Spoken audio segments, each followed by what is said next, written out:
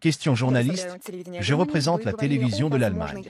Vous avez parlé d'une possible rencontre entre le président Poutine et le président Trump. Quel rôle l'Union européenne et l'Allemagne peuvent-elles jouer dans les négociations possibles pour résoudre le conflit ukrainien? Réponse, Lavrov. Avec la France, quand ils se sont portés garants, comme nous l'ont dit la chancelière Merkel et le président Hollande, ils nous ont dit que les accords de Minsk, qui ont été élaborés dans la capitale biélorusse pendant près de 20 heures, où j'ai eu l'honneur d'être présent, et qui ont été signés entre la Russie, l'Ukraine, l'Allemagne et la France, c'était un traité de paix entre Moscou et Kiev, et nous, les Allemands et les Français, étions les garants de cet accord. Nous avons interprété différemment le statut des participants, mais la position de l'Allemagne et de la France était que nous étions les garants. Vous vous êtes assis, vous vous êtes mis d'accord, nous sommes garants. Ce document, les accords de Minsk, nous l'avons porté au Conseil de sécurité de l'ONU, qui l'a approuvé à l'unanimité et a exigé la mise en œuvre de ces accords. Je ne vais pas énumérer ici des centaines, des milliers de violations du régime de Kiev, y compris les bombardements d'objectifs civils, y compris le blocus total des territoires qui ont refusé de reconnaître le coup d'État. Tout cela a été régulièrement envoyé à l'ONU, à l'OSCE, mais l'Allemagne et la France nous ont répondu « Nous sommes garants, arrêtons ce désordre ». Ils ont répondu « Vous tirez aussi, vous les aidez, vous aidez ces insurgés ». Et puis, l'année dernière, je suis à la retraite, Angela Merkel a dit « Non, personne n'avait l'intention de mettre en œuvre ces accords. Ni nous, ni la France, ni le président Poroshenko à l'époque, qui a signé ces documents. Il nous fallait simplement gagner quelques années pour mieux préparer l'Ukraine à la guerre. » Cela soulève la question de ce qu'est le système Yalta-Potsdam, inscrit dans la Charte des Nations Unies. L'article 25 y stipule que les décisions du Conseil de sécurité sont obligatoires pour tous les membres de l'ONU. Mais la chancelière Merkel a dit « Il n'est pas nécessaire de se guider par cela, c'est malgré le fait qu'elle faisait partie des signataires de ce document. » Et à ce document, il y avait une déclaration aussi de 4 pays, la Russie, l'Ukraine, l'Allemagne, la France. On y disait à nouveau qu'il y aurait un espace commun de Lisbonne à Vladivostok, que nous allions tout construire ensemble, que la France et l'Allemagne aideraient le Donbass à instaurer la banque mobile. Ils n'ont rien fait du tout. Qu'ils aideraient à lever le blocus, mais ils n'ont rien fait non plus. Qu'ils organiseraient des négociations sur la question du transport du gaz, aider la Russie et l'Ukraine dans ce domaine. Ils n'ont rien fait.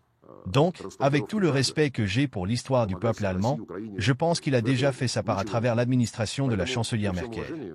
Et vous savez, Poutine n'a jamais refusé des propositions de contact. Scholz lui a téléphoné plusieurs fois, ils ont récemment eu une conversation. Et Olaf Scholz était très fier de ce qu'il avait accompli. Mais il y a eu plusieurs conversations avec d'autres représentants de l'Union européenne. Mais, j'espère que le président ne me grondera pas trop, je ne divulgue pas de secrets. Simplement, dans sa conversation avec Poutine, Scholz n'a rien dit de ce qu'il n'aurait pas dit publiquement tous les 2 jours. Vous devez partir. Aucune mention des causes profondes, aucune mention de la langue russe, des droits des Russes que Zelensky veut leur enlever. Bien qu'en réalité, Zelensky, comme je l'ai déjà cité, a dit en 2021, avant l'opération spéciale, que si tu te sens russe en Ukraine, alors pars en Russie pour le bien de tes enfants. Et récemment, il a simplement utilisé un langage grossier pour exprimer son attitude envers un certain nombre de pacificateurs qui ne veulent pas repousser les Russes aux frontières de 1991. Mais la rationalité de ce citoyen est une autre question. Vous comprenez? Beaucoup proposent leur service.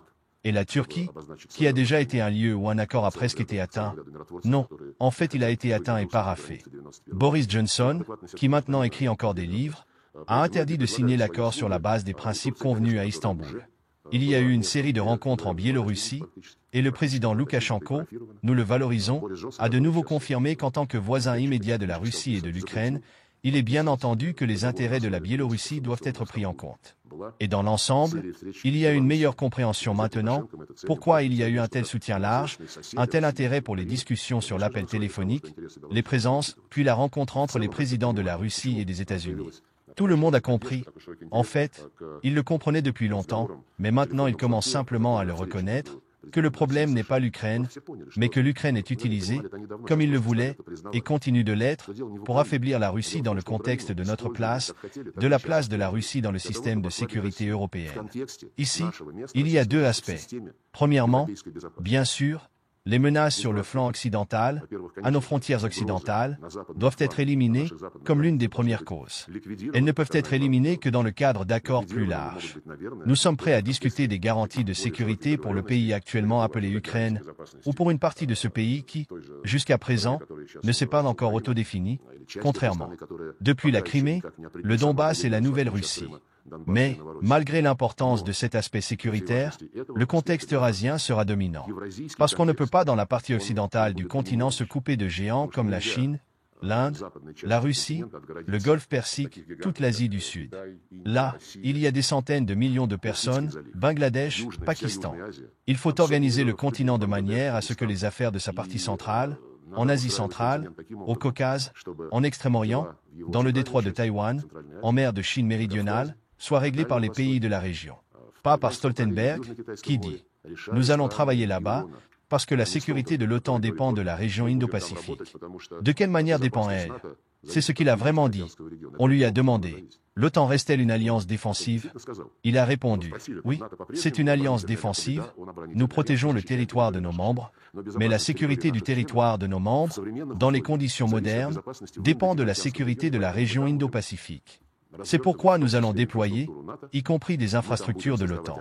Nous allons y créer des alliances.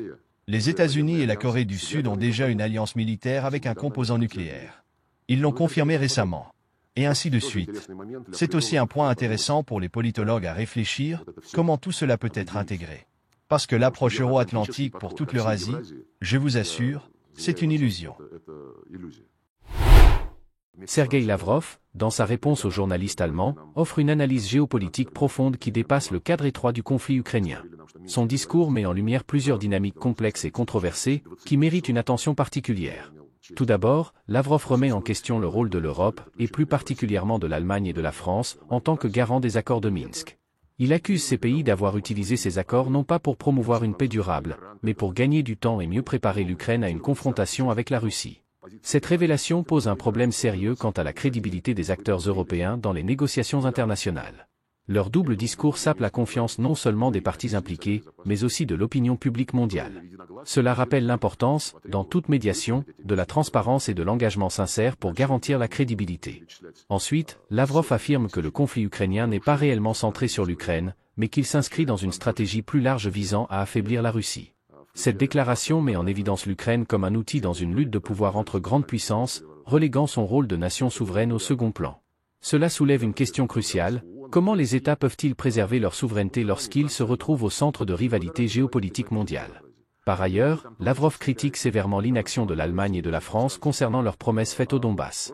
L'absence de mise en œuvre des engagements tels que la levée du blocus ou le soutien économique est, selon lui, une trahison des populations concernées. Cela reflète une incapacité des puissances européennes à suivre leurs propres engagements, ce qui aggrave la méfiance et alimente les tensions dans la région. Enfin, Lavrov met en garde contre le rôle grandissant de l'OTAN, qui dépasse désormais la sphère euro-atlantique pour s'étendre à la région Indo-Pacifique. Il soutient que les affaires de l'Eurasie devraient être gérées par les pays de la région, comme la Chine, l'Inde et la Russie, plutôt que par des acteurs extérieurs. Cette position critique l'ingérence occidentale et appelle à une réorganisation de l'ordre mondial où les régions auraient davantage d'autonomie pour résoudre leurs propres problèmes. Cela souligne la nécessité d'un équilibre entre autonomie régionale et coopération internationale pour maintenir la stabilité mondiale. En conclusion, les propos de Lavrov offrent une vision critique de la gestion occidentale des conflits, en particulier en Ukraine, tout en plaidant pour une approche multipolaire centrée sur l'Eurasie. Ces réflexions posent des questions fondamentales: l'Europe a-t-elle échoué en tant que médiatrice dans ce conflit? Et l'Eurasie peut-elle vraiment s'imposer comme une puissance autonome face à l'influence euro-atlantique? Vos avis et réflexions sur ces enjeux sont les bienvenus. Partagez vos idées dans les commentaires pour enrichir le débat. Merci et à très bientôt.